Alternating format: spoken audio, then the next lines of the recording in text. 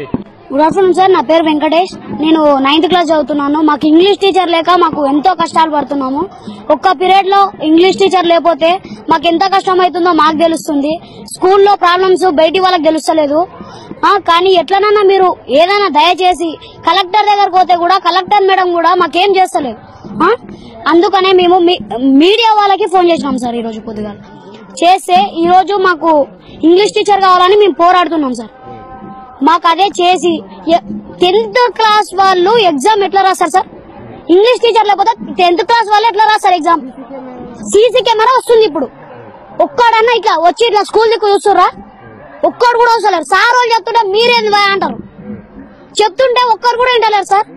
మా ప్రాబ్లం ఎవరు సాల్వ్ చేస్తారు సార్? మాకు 3 months అవుతుంది సార్. ఇట్లా మేము ఎన్ని దినాలని ఉండాలి సార్? ఇట్లా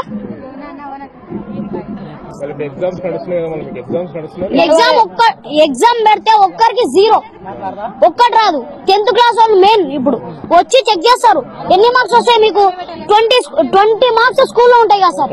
20 మార్క్స్ స్కూల్లో ఉన్నప్పుడు ఒక్క మార్క్ రాకపోతే ఆడ ఏం రాస్తారు సార్? ఫెయిల్ అని ఇస్తారు. వాడు ఎవరన్నా వచ్చి ఇస్తారా? పేరెంట్స్ ఏమంటారు? ఏంద్రా మీరు ఇదేనా చదివేదా అంటారు.